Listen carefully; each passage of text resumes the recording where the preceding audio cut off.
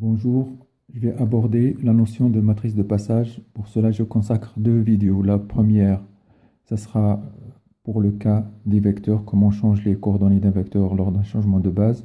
Et dans la deuxième vidéo, ça sera le cas des matrices, comment traiter le cas des matrices lors d'un changement de base.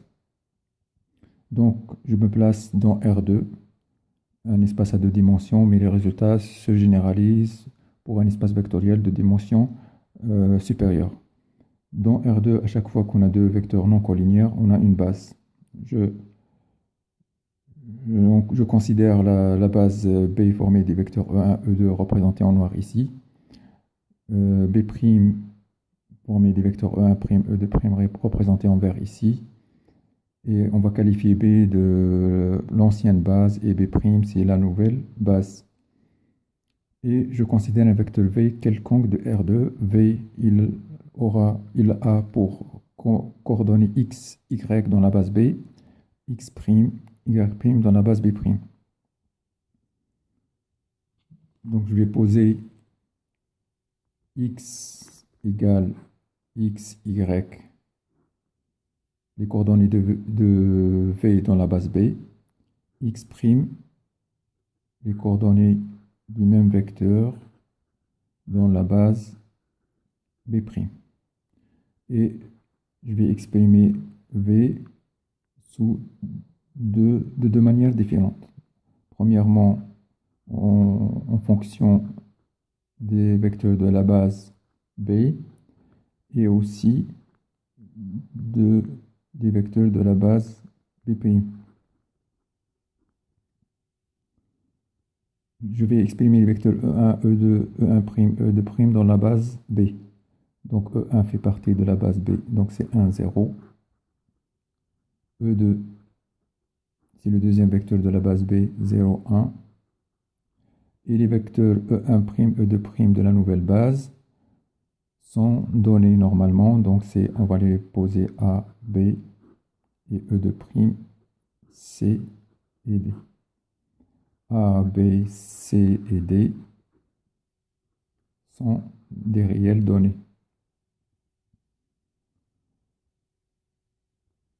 Je vais remplacer dans les expressions de V, donc c'est x fois E1 plus y fois E2 égale x' fois E1' plus y' fois E2'. Tous les coordonnées, c'est dans la base B. Donc x fois 1 plus y fois 0, ça donne x. X fois 0 plus y fois 1, ça donne y. X' fois a plus y' fois c, ça donne ax' plus cy'. Et là, c'est bx' plus dy'. Tout est exprimé dans la base B. Donc, on reconnaît ici ce deuxième membre, c'est le produit d'une matrice avec un vecteur. La matrice, c'est A, B, C, D. Et le vecteur, c'est x', y'. Donc, c'est x, y égale A, B, C, D fois x', y'. Donc, je pose P, c'est P comme matrice de passage. A, C. P, c'est cette matrice, on l'appelle matrice de passage. De passage de la base B à la base B'. De la base B à la base B'. Donc, la relation de changement de base ou la formule de changement de base s'écrit x, ça c'est P, fois x'. Où x, c'est les coordonnées dans la base B, x', c'est les coordonnées dans la base B', et P, c'est la matrice de passage de B à B'. On remarque que P n'est autre que les coordonnées des vecteurs de la base B', exprimées dans la base B. Donc ici, on va dire P, matrice de passage de B à B', contient les vecteurs de la base B', exprimée en fonction de la base B. Donc je peux écrire là, c'est E1', E2', ça c'est les coordonnées de E1', E2' dans la base B, E1, et là j'écris E1, E2. La matrice P, c'est la matrice de la base B', on vient de le dire. Donc c'est la matrice d'une famille libre, donc elle est inversible, P-1 existe. Donc je peux trouver de cette relation-là, x' égale P-1, x, et là j'ai les nouvelles coordonnées en fonction des anciennes coordonnées. P-1, c'est la matrice de passage aussi, matrice de passage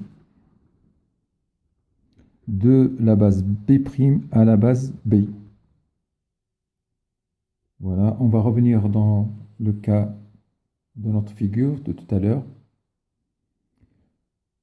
Et là, on a le vecteur V. On a le vecteur V.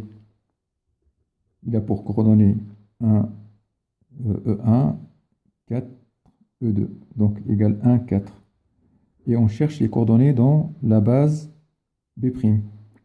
Pour cela, on va écrire la matrice de passage. P, la matrice de passage, donc on a dit que c'était E1', E2', en fonction de E1, E2. Alors, E1', ça va être 0, 5, 1.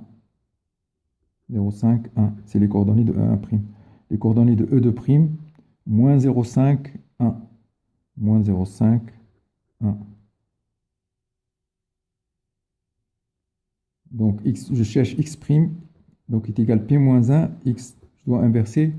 P, pour inverser une matrice de 2, il faut utiliser la formule 1 sur déterminant de P. Le déterminant, c'est 0,5 fois 1, c'est 0,5 moins 0,5. Ça donne 1 sur 1 sur le déterminant. Et là, les coefficients de la matrice inverse, c'est on intervertit les éléments diagonaux. Donc là, c'est 1 et là, c'est 0,5.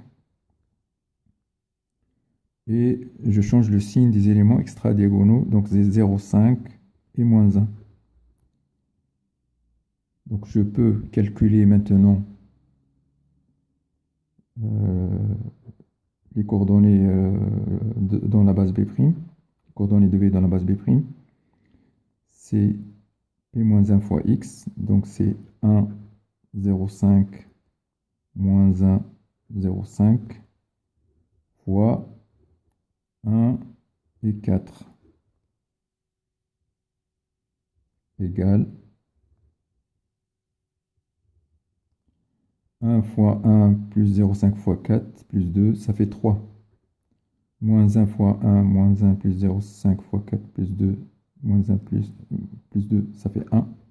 Les coordonnées de V dans la base B', c'est 3 et 1. On va vérifier. J'ai le vecteur V qui est là.